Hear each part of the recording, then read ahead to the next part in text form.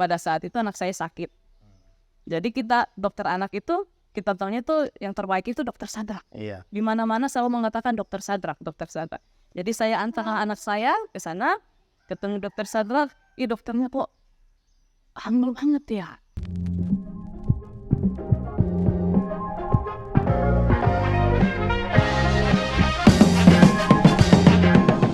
Halo apa kabar? Selamat datang kembali laku kita sonala sang torayan lain dena toraya layo lupa dong membela perantau tunkasan. Hari ini kita ada di episode 2 podcast Satria Tanah Toraja. Kita sudah bersama dengan Ibu Eva Stefani Rataba. Terima kasih Ibu sudah meluangkan waktu di tengah kesibukan Ibu ya. Iya. Kita langsung saja Ibu ya. Iya, bisa. Kalau masuk politik yang pertama kan suami Bu Eva ya, Iya. Bento. Nah, bagaimana ceritanya Ibu bisa terjun juga ke politik? Oke. Ya. Jadi begini, awalnya minat saya ke politik itu nggak ada. Awalnya tidak. Awalnya tidak ada. Tetapi karena pada saat itu Bapak memang dipilih untuk menjadi salah satu kandidat calon wakil bupati pada saat itu, saya ingat 2015, tetapi posisi saya pada saat itu masih di Papua.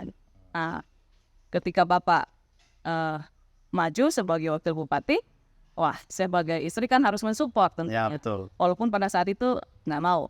Tetapi berjalannya waktu, Bapak terpilih, dan saya pun juga secara tidak langsung harus terlibat juga. Turun ke masyarakat dan sebagainya sebagai wakil ketua tim penggerak PKK pada saat itu. Di situ baru mulai timbul dari hati. Untuk lebih dalam lagi terjun di politik itu. Tergerak dari hati untuk terjun ke politik. Ya. Bagaimana perjalanan Ibu sampai bisa menjadi anggota DPR RI? Bagaimana cara Ibu mengambil hati masyarakat pada saat itu? Oh iya. Jadi pada saat sebagai anggota ketua tim penggerak wakil ketua tim penggerak PKK, pada saat itu kan saya harus turun ke masyarakat. Di situ banyak aspirasi, banyak suara-suara masyarakat dari bawah yang selalu disampaikan kepada saya. Akhirnya itu hanya sekedar tertampung di hati saja. Karena untuk mengambil kebijakan kan nggak bisa. Posisinya kan kita hanya wakil bupati pada saat itu. Saya wakil ketua tim penggerak PKK, jadi kebijakan itu otomatis ada di ketua. Jadi hanya kita tampung, hanya kita bicarakan, ditindaklanjuti syukur, tidak pun nggak apa-apa.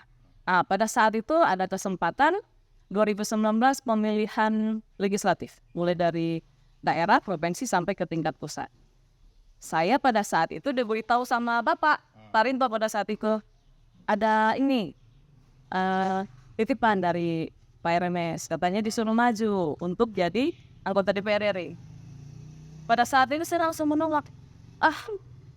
Jangankan DPR kabupaten, masa DPR RI saya ini Langsung ke pusat iya, lagi ya? langsung ke pusat lagi. Situ saya ambil lelucon saja di situ, karena memang, wah, saya kan baru terjun ke ini, politik itu pun baru sebatas istri wakil bupati. Tiba-tiba langsung mau ke DPR RI. Pikiran untuk jadi DPR kabupaten saja enggak. Ini langsung ke pusat. Langsung ke pusat. Tawarannya itu saya tolak. Saya tolak pertama kali. Setelah itu datang lagi tawaran kedua. Pada saat itu posisi Pak Rinto di Makassar. Ketemu dengan Pak RMS. Disampaikan lagi dari Bapak Rustem Masih untuk maju. Saya masih katakan saya tidak mau. Yang ketiga kalinya ketemu lagi lah Bapak dengan Pak Rustem Masih di Makassar. Itu saya langsung ini, Bapak langsung telepon, ini ada bos di sini, Pak Rustem Masih di sini mau bicara. Saya bicara langsung. Beliau katakan bahwa maju jadi anggota DPR RI ya. Saya katakan pada saat itu, kalau memang ada dukungan dari Bapak Ketua, saya siap maju langsung seperti itu, spontan dari mulut saya. Oke, mulai dari situ. Singkat cerita, setelah menyampaikan untuk siap untuk maju sebagai anggota DPR RI, administrasinya itu sebelum melengkapi. Sampai tenggat waktu pada saat itu saya ingat tanggal 26 kalau tidak salah itu, 26 bulan berapa ya, berkas-berkas itu harus diserahkan ke partai. Saya belum menyerahkan. Saya baru pergi foto jam 1 siang, sedangkan tertutup itu jam 6 sore. Gitu. Saya lengkapilah sampai diserahkan jam 3 atau jam 4 sore itu ke Partai Nasdem Toraja Utara. Setelah saya serahkan, artinya saya harus bertanggung jawab untuk pilihan itu. Mulai dari situ saya langsung menyampaikan ke orang tua, menyampaikan ke keluarga bahwa memang pilihan ini, keputusan ini saya sudah ambil. Jadi mau tidak mau saya harus siap dengan berbagai konsekuensi yang ada. Puji Tuhan, perjalanan memang luar biasa tantangannya. Tidak mudah saya hadapi. Cibiran, fitnah, hinaan, caci maki, semua saya terima. Di posisi 2019 itu, pada saat pileg pertama. Media sosial itu luar biasa hantaman ke saya. Fitnah, cibirannya itu luar biasa sekali. Sampai mau keluar pun terkadang saya pikir, aduh nanti dihina lagi ya, dicemooh lagi ya itu. Tetapi di satu sisi, cibiran itu, fitnahan itu, hinaan itu saya jadikan penyemangat. Saya jadikan penyemangat untuk terus maju, untuk terus berjuang. Dan memang pada saat kampanye saya memang harus turun ke masyarakat di 9 kabupaten kota ini, di Dapil 3, saya turun langsung. Saya nginep di rumah masyarakat. Turun. Pokoknya turun. Pokoknya saya tidak ada menggunakan, karena kan biasa menggunakan orang-orang hebat, orang ini katanya ini. Saya enggak. Saya langsung turun bersama dengan tim, mulai dari Toraja Utara sampai ke Luwu Timur, mulai dari Tanah Toraja, Enrekang, Sidra Pindok. Jadi ibu langsung bergerak dari ketulusan hati, Iya. langsung ke masyarakat. Dan Tuhan izinkan terpilih. Iya, betul Jadi sekali. memang rencana Tuhan, jalan Tuhan itu kita nggak pernah tahu. Bu, ya. Betul sekali. Jadi awalnya ibu menolak, tiba-tiba akhirnya tuh terpilih juga. Terpilih juga. Dan memang saya ada cerita seperti ini. Pada saat saya mengembalikan formulir, saya berdoa, Tuhan, kalau memang Tuhan mau pakai diri saya untuk bermanfaat bagi banyak orang, Tuhan tolong bukakan jalan bagi saya. Doa saya pada saat itu. Dan puji Tuhan, lancar semua, Tuhan buka semua, walaupun tantangannya luar biasa, Tuhan buka jalannya, puji Tuhan. Terpilih menjadi anggota DPR. Nah, sebagai legislator yang duduk di Komisi 10, itu kan membidangi pendidikan, olahraga, dan sejarah. Pendidikan, pariwisata, ekonomi kreatif, dan pemuda olahraga, dan juga perpustakaan. Oh ya. Kira-kira apa yang Ibu Eva sudah lakukan di dapil Ibu secara khusus Tanah Toraja dan Toraja Utara di bidang pendidikan, Bu? Oke, baik. Jadi di periode pertama ini, 5 tahun lah periode pertama ini, puji Tuhan sudah banyak program kemitraan yang sudah bisa dinikmati oleh masyarakat yang ada di 2 kabupaten ini, Tanah Toraja dan juga Toraja Utara. Secara khusus dalam bidang pendidikan, pasti kita semua sudah tahu, sudah dengar bahwa ada namanya program Indonesia Pintar, ada namanya Kartu Indonesia Pintar Kuliah, belum lagi pembangunan bantuan-bantuan TIK untuk sekolah, dan masih banyak lagi bantuan-bantuan lainnya. Itu yang sudah boleh dinikmati oleh ratusan ribu para pelajar maupun mahasiswa yang ada di Dapil 3, khususnya di Tanah Toraja dan Toraja Utara. Ya. Saya ingin fokus di bantuan Ibu di Tanah Toraja. Bagaimana atau sejauh mana peran Pemda dalam mendukung dan memfasilitasi program-program dan bantuan-bantuan dari Bu Eva? Ya, kalau untuk berbicara Kabupaten Tanah Toraja, program-program aspirasi, program kemitraan yang sudah saya perjuangkan di pusat bawa ke Tanah Toraja, pemerintah daerah itu luar biasa mensupport Tanah Toraja. di Tanah Toraja. Makanya saya sangat berterima kasih ke pemerintah Tanah Toraja, dalam hal ini Pak Bupati dan Pak Wakil Bupati, karena memang saya rasakan betul setiap saya hadir, setiap saya turun bertemu dengan mereka berdua, dalam hal ini Pak Bupati dan Pak Wakil Bupati, mereka itu selalu membuka diri, membuka hati, bertemu dengan saya, kita saling cerita tentang banyak hal, dan khususnya saya berterima kasih program-program kemitraan yang saya perjuangkan mereka bisa terima dengan baik. Dan Pak Bupati pada saat itu dan juga Pak Wakil Bupati pada saat itu menyampaikan terima kasih banyak untuk perjuangan yang sudah Ibu Eva lakukan untuk para anak-anak yang ada di Tanah Toraja ini. Sangat-sangat luar biasa dukungan dari pemerintah Tanah Toraja. Pemda Tanah Toraja sangat mendukung program Sangat dari mendukung. Ibu Sangat Eva. mendukung. Iya. Nah, sebagai anggota DPR RI yang terpilih kembali, Ya. pasti ada program lagi untuk Iya. Tanah Toraja nantinya. Ya, Pasti bekerja sama lagi dengan Pemda, pemerintah daerah. bermitra lagi dengan Bupati dan jajarannya. Iya. Kira-kira Bupati seperti apa yang Ibu Eva harapkan terpilih di Tanah Toraja? Ya, jadi memang waktu saya pilek kemarin, saya sampaikan ke masyarakat di Tanah Toraja dan Toraja Utara. Alangkah bagusnya nanti apabila di periode berikutnya apabila saya terpilih, mulai dari pusat, provinsi sampai ke daerah ini bisa bersinergi, bisa berkolaborasi. Dalam artian kita bisa memberikan sumbangsi kepada masyarakat yang ada di daerah, tidak ada lagi halangan-halangan seperti itu. Saya sampaikan bahwa program-program nantinya yang akan hadir di Tanah Toraja maupun di Toraja Utara ini tergantung dari pemerintah daerah. Walaupun kami sudah berjuang dengan sungguh-sungguh ataupun berjuang mati-matian istilahnya lah di pusat maupun di provinsi, tapi pada saat masuk di daerah dikalahkan oleh Dengan baik. pemerintah, ya tidak diterima dengan baik oleh pemerintah daerah. Apa artinya begitu? Yang korban kan masyarakat. Nah, untuk harapan saya bahwa pemerintah yang akan terpilih di Tanah Toraja nantinya ini betul-betul punya ketulusan hati ingin bangun Tanah Toraja dalam artian seperti ini. Apalah artinya infrastruktur yang hebat, apalah artinya gedung-gedung yang mewah, tetapi kita tidak memiliki sumber daya manusia yang unggul, yang berdaya saing, itu tidak ada artinya.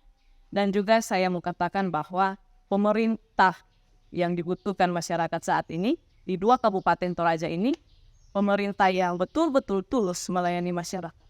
Pemerintah yang selalu hadir di tengah-tengah masyarakat, bukan pemerintah yang memposisikan dirinya sebagai penguasa yang arogan. Seperti itu.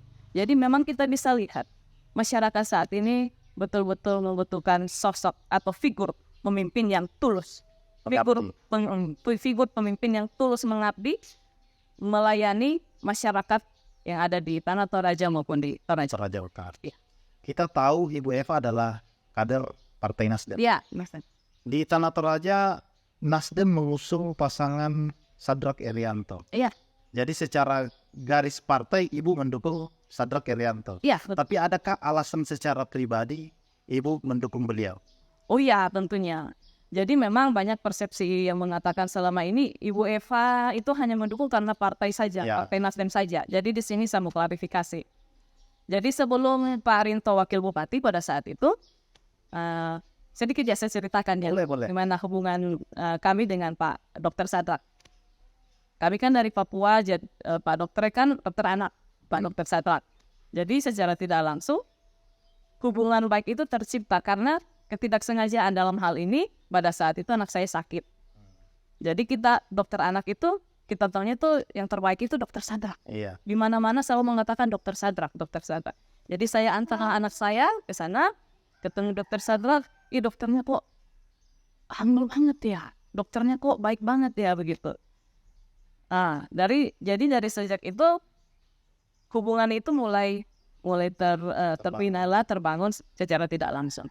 Jadi ponakan saya sakit, anak saya sakit, kita antar ke sana. Akhirnya anak saya pun memanggilnya itu opa dokter, opa Sadra gitu.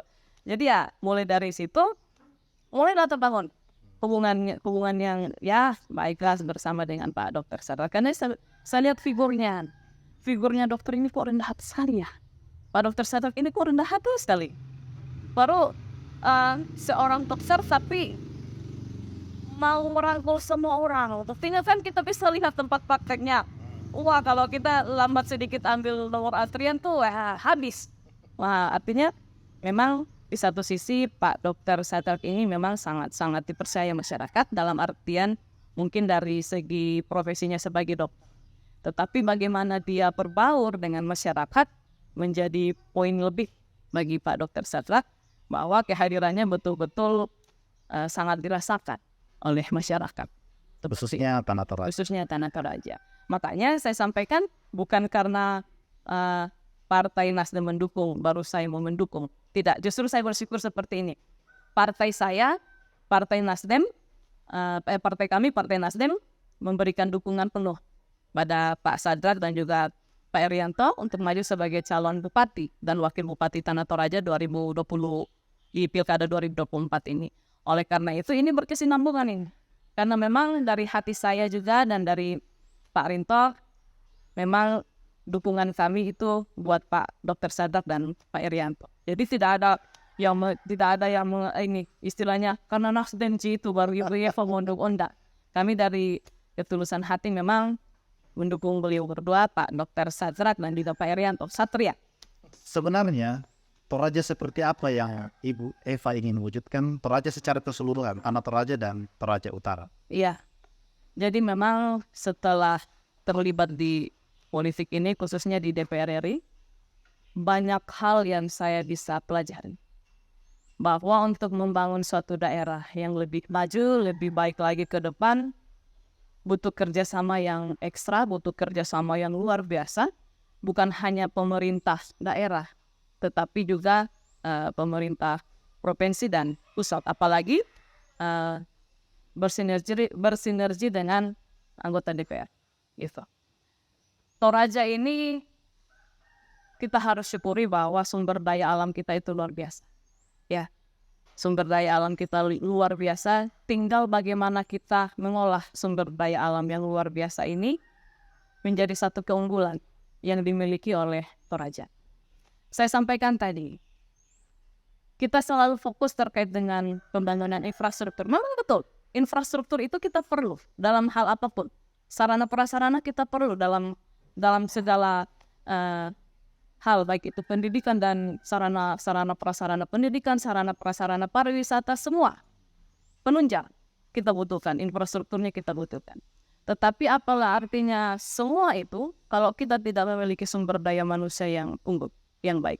Harapan saya untuk Toraja ini, agar Toraja ini semakin bisa lebih baik lagi, bisa lebih maju lagi ke depan. Tentunya memang tidak mudah, tidak segampang membalikan telapak tangan. Tetapi kalau kita tidak mulai dari sekarang untuk bergandengan tangan membenahi setiap persoalan-persoalan yang ada di Toraja ini, saya kira Toraja tidak akan maju-maju ke depan. Makanya saya bilang butuh sinergitas, butuh koordinasi yang baik antara pemerintah, baik dari daerah, provinsi maupun ke pusat, dan juga pemerintah dan anggota legislatifnya. Terakhir Ibu, apa pesan-pesan yang Ibu Eva ingin sampaikan kepada masyarakat Toraja dan juga kepada perantau kita di luar sana? Ya, harapan saya seperti ini, khususnya dalam pilkada ya. Dalam pilkada 2024 ini. Kita itu membutuhkan sosok pemimpin yang betul-betul mau melayani masyarakat. Kita itu membutuhkan pemimpin yang tentunya memiliki pemikiran-pemikiran atau ide-ide, gagasan-gagasan itu yang inovatif ke depan, yang kreatif, yang tentunya bisa menciptakan suatu gagasan-gagasan dalam pembangunan, dalam artian pembangunan yang lebih baik lagi untuk Toraja ke depannya. Oleh karena itu harapan saya untuk Pilkada 2024 ini kita akan memilih pemimpin lagi untuk Tanah Toraja dan juga Toraja Utara.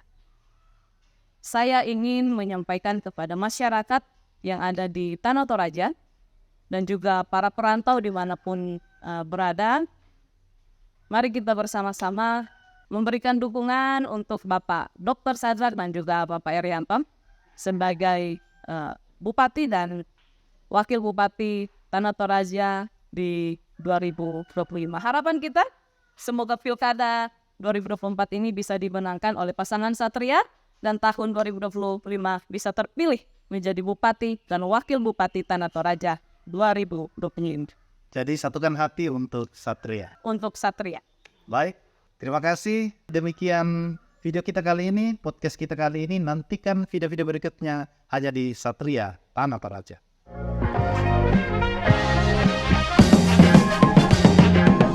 Kepada masyarakat Toraja dimanapun berada, apapun pilihan kita, mari kita wujudkan pilkada damai untuk Toraja yang lebih baik.